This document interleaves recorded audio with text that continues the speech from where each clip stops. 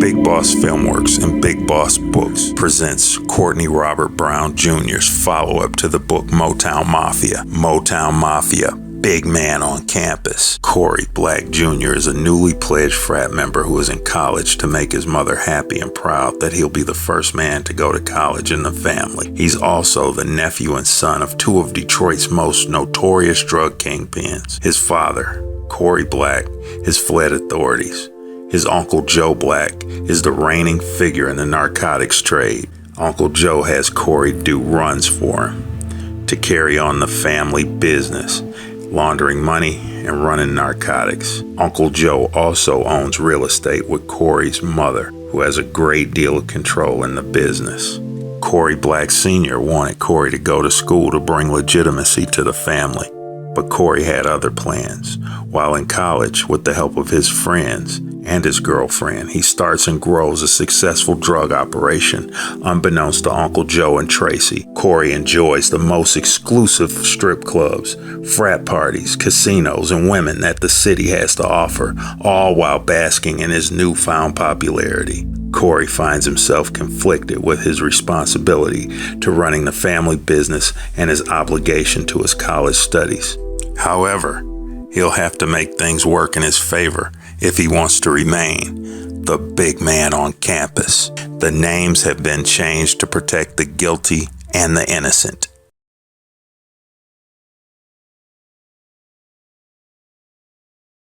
Prison and came back, and so then that's summer '83. The old man would come home April '84, and Eddie and them catch the case in '85. Oh, yeah, so early '85. Early '85. Now, interesting connection. Like even so, me and you have two tangencies, even with Eddie Jackson. Just I guess what's interesting for me doing this stuff of how plugged I am in with Detroit. So a guy, a Hispanic gentleman with the last name Canales. Right, that was crazy. How that worked? So my best friend in middle school, early high school, lived down the street from me. When I met him, he had just come back from Detroit. And he was like, yeah, my mom was in federal prison for heroin, and I had to live in Colorado, and now I'm back here.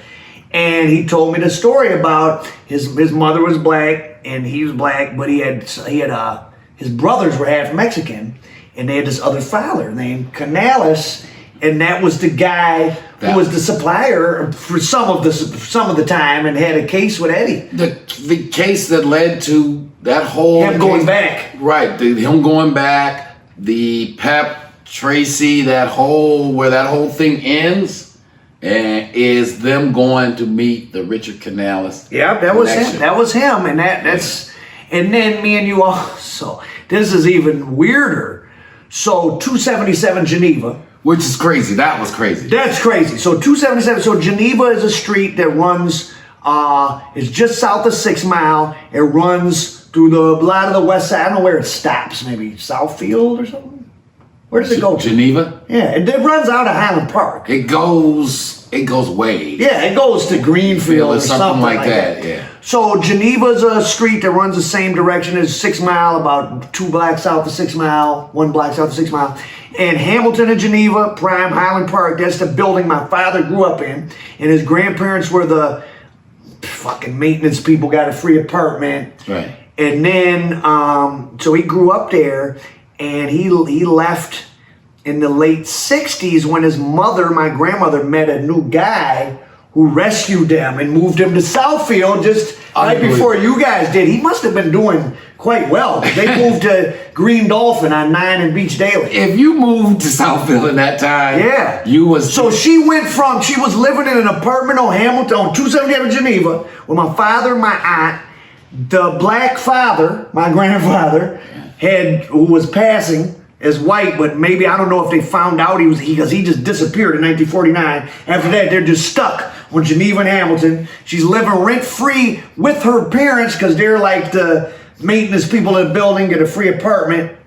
And then that building was bought by Eddie Jackson. and was a nice apartment building, and he stashed his artwork there. Tell us about the artwork and then what you and Eddie did with it and how that building came to an end, which would have been right around the time I was 14 when I was standing on Hamilton with crack packs. Right. Well, it was actually a tragedy because when Eddie and them moved from the big house in Southfield, so they had a big apartment building on the 272 Geneva and another one on Oakman.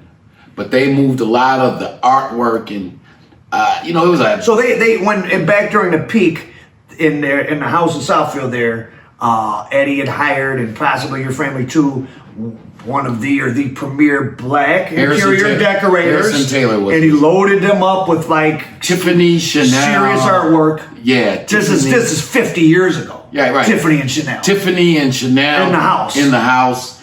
And probably collect the artwork, who knows who. Yeah, and they hit it Ramsey, in 277. And they hit it, and and there's a tragedy. From the feds. From the feds. And then unfortunately, though, family and friends found out. They stole so much of their artwork. And probably sold it for pennies on the dollar. And had no idea. Didn't know what it was.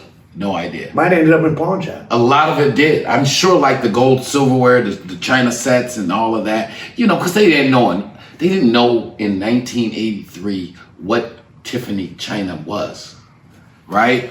So, but yeah, in 80, by that time in the 80s, when the big man comes home, he sets up his office again, basically on Geneva. Oh, he was operating from out of there. Yeah, and they had used it as all during the run in the 70s, the big run. Oh, so they were, when you say used it, was it a retail or like headquarters? Headquarters. So you could meet there and get your weight. Yeah, and it's a huge building. It's like the Carter. It's a great stash. It was the Carter, but for weight. It was the Carter, but for weight. Yeah. Think about what we just said. The Carter, but for weight. Yeah, Geneva was something special.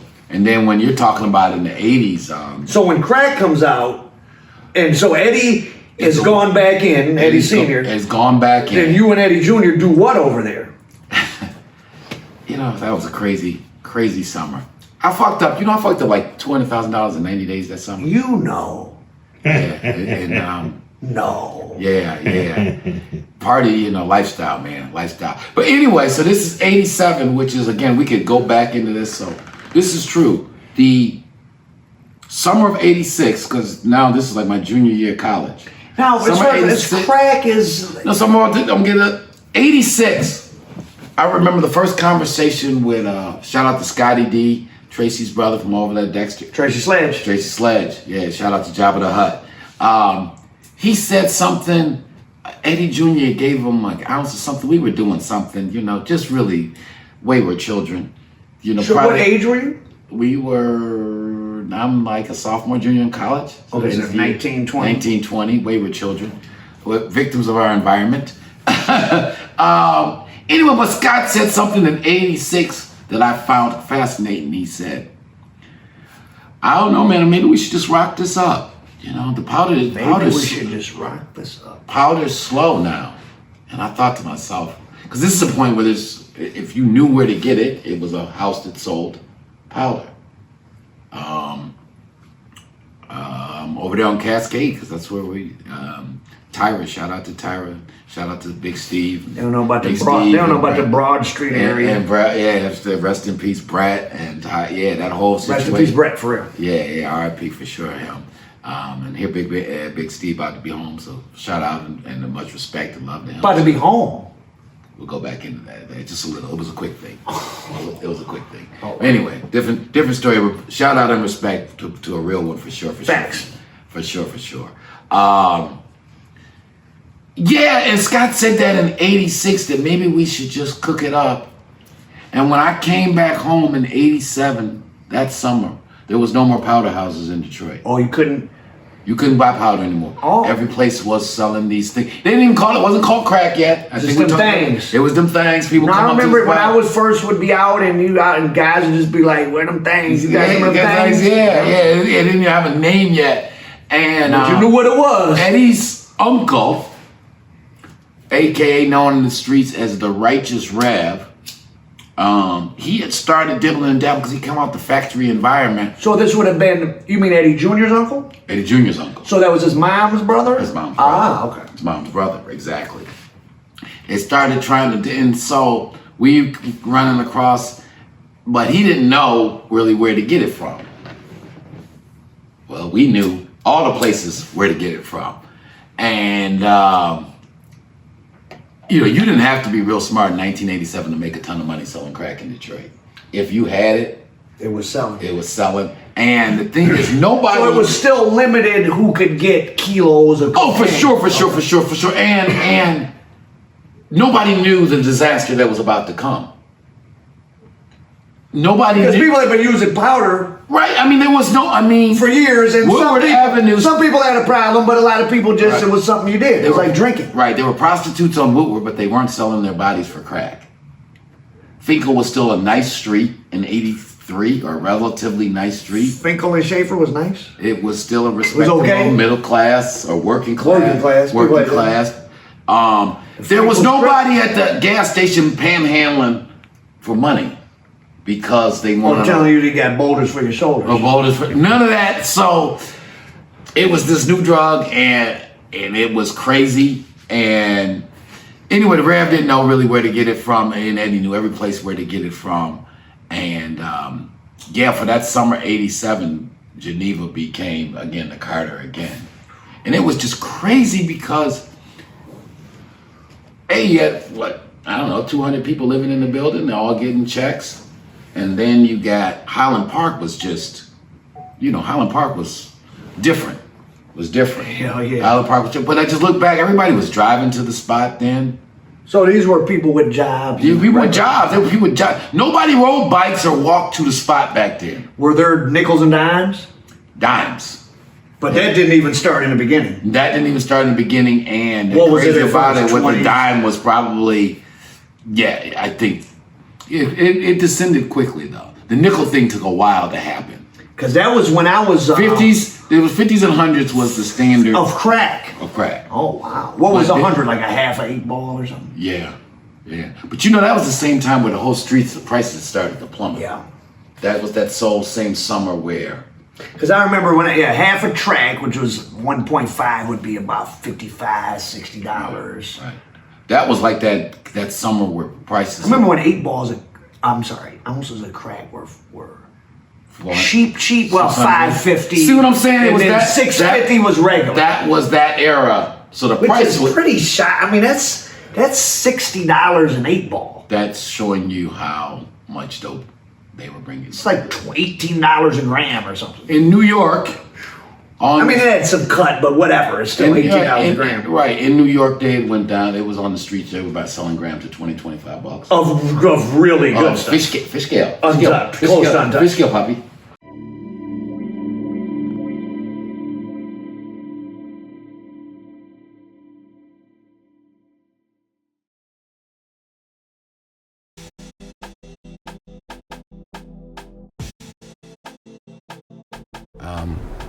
It was just time to really tell a great untold Detroit story because it kind of covers Detroit at its zenith. Very interesting story. We decided that we were going to make a movie. All right, Rich Rossi with you with Motown Mafia. I'm with Courtney. Lewis Stevens, Courtney Brown. Courtney Brown Jr. And Alan Al Prophet Bradley. And this is an entrepreneurial, inspirational story too, because again, I'm a real estate retail guy. That's what my skill set is. But I'm a businessman, so I was like, we're gonna do it. Sometimes when you got a dream, you won't have all the answers on how you're gonna do what you're gonna do. What made this one unique was not so much the crime, but the intertwining with Detroit's history and the Motown era and kind of the economic decline of Detroit. And it's really the story of a family. And from some perspectives, has a happy ending, like you said. For others, it didn't have a happy ending. Right.